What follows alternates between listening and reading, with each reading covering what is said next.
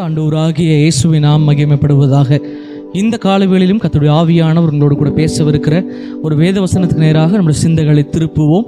வேதத்தில் ரோமருக்கு எழுதின நிருபம், அதில் 12வது அதிகாரம், அதில் 12வது வசனம் அழகாய் சொல்லப்பட்டிருக்கிறது பாருங்க. உபத்திரவத்திலே பொறுமையாய் இருங்கள். ஆமேன். எனக்கு அன்பான தேவ பிள்ளைகளே, கர்த்தர் உங்கள்கிட்ட ஒரு வார்த்தையை சொல்ல விரும்புகிறார். உங்கள் வாழ்க்கையில் உபத்திரவத்தோடு நீங்கள் இருக்கிறீங்களா? நீங்கள் பொறுமையாக இருங்க. ஆண்டு சொல்லல, உபத்திரம் வந்தால் ஐயோ கதறி அழுப்பா, உபத்திரம் வந்துடுச்சா ஐயோ என்னால் காப்பாற்ற முடியாது, நீ என்னமோ பண்ணு அப்படின்னு சொல்லலை. மனுஷனை போல உபத்திரம் வந்துடுச்சா அப்படியே விட்டுட்டு துண்டை காணும் துணியை காணும்னு ஓட சொல்லலை. அவர் ஓட மாட்டார். அவர் சொல்கிறாரு, உபத்திரவத்தில் நீ பொறுமையாரு. எனக்கு அன்பான தேவ பிள்ளைகளே, நம்ம சந்தோஷம் வரும்போது நல்லா சந்தோஷத்தோடு இருக்கிறோம். ஆனால் உபத்திரம் வரும்போது நம்ம கவலைப்பட்டு கண்ணீர் விட்டு அழுகிறோம். ஆனால் பவுல் என்ப ஒரு தேவ மனிதன் வேதத்தில் எனக்கு ஒருத்தர் தெரியும். அவர் சொல்கிறாரு, உபத்திரம் வரும்போது நான் எதை குறித்தும் கவலைப்பட மாட்டேன், ஏன்னா நான் விசுவாசிக்கிறவரை இன்னாரென்று அறிந்திருக்கிறேன்.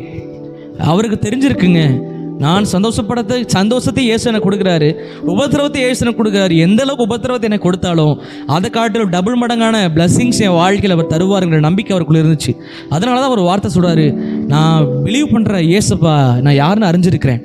அவர் நினச்சாருன்னா என் உபத்திரவத்துக்கு மேலே நான் ஆசீர்வதிக்க முடியும். நீங்கள் அறிஞ்சிருக்கிறீங்களா? உபத்திரவத்துக்குள்ளே சிக்கிக்கொண்டிருக்கேன்னு கவலைப்பட்டிருக்க உங்களை பார்த்து இயேசுப்பா சொல்கிறாரு, நீ என்னை பற்றி தெரிஞ்சுக்கலையா?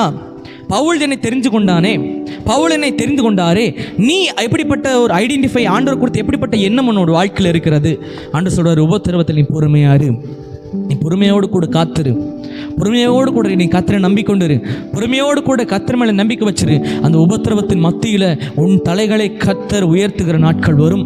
இன்னைக்கு ஒருவேளை சில மனிதர்கள் உன்னை உபத்திரவப்படுத்தி கொண்டிருக்கலாம், சில சூழ்நிலைகள் உபத்திரவப்படுத்தி கொண்டிருக்கலாம், சில குடும்பத்திலே உன்னுடைய கணவர் உன்னுடைய பிள்ளைகள் மூலமாக சில உபத்திரவத்தை சந்தித்து கொண்டிருக்கலாம். இன்னைக்கு ஆண்டவர் சொல்கிறாரு, உன் உபத்திரவத்தில் நீ பொறுமையாரு, பொறுமையோடு காத்துரு. Wait and see the Lord. ஆண்டவருக்காக வெயிட் பண்ணுங்க, கர்த்தருடைய குறித்த நேரத்துக்காக வெயிட் பண்ணுங்க. பொறுமை நேரத்தும் வெயிட் அண்ட் see. வெயிட் பண்ணுங்க, கர்த்தருக்காக வெயிட் பண்ணுங்க, கர்த்தருடைய நேரத்துக்காக வெயிட் பண்ணுங்க. அவர் கொடுத்த நேரம் வரும், உனக்கு கணவரை கொடுத்ததான நேரம் வரும். அவர் குடிச்சிட்டு எப்போ பார்த்தாலும் அடிக்கிறாருங்க, எப்போ பார்த்தாலும் குடும்பத்தில் சண்டையாக இருக்குது, எப்போ பார்த்தாலும் பிரச்சனையாக இருக்குது, வாழ்க்கையில் நிம்மதியே இல்லை. ஆண்டவர் சொல்கிறாரு, நீ திருப்பி 2 அடி அடின்னு சொல்லலை, பொறுமையோடு காத்துரு, பொறுமையோடு காத்துரு.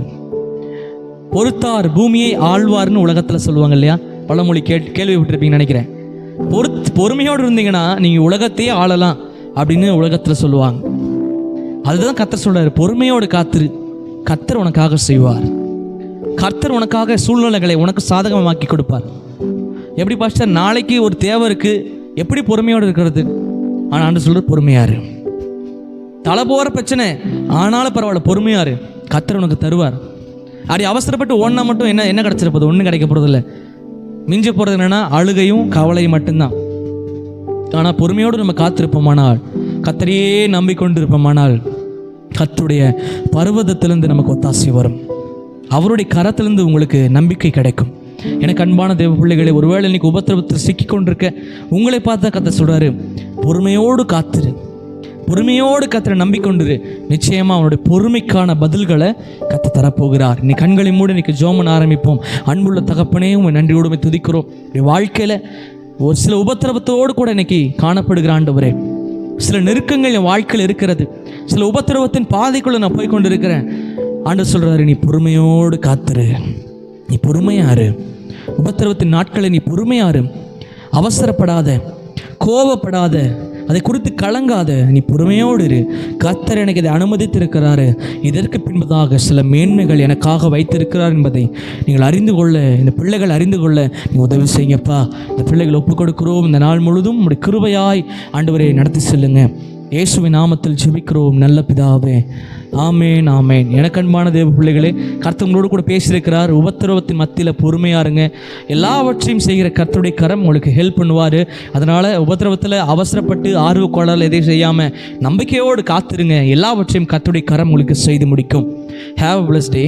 God bless you.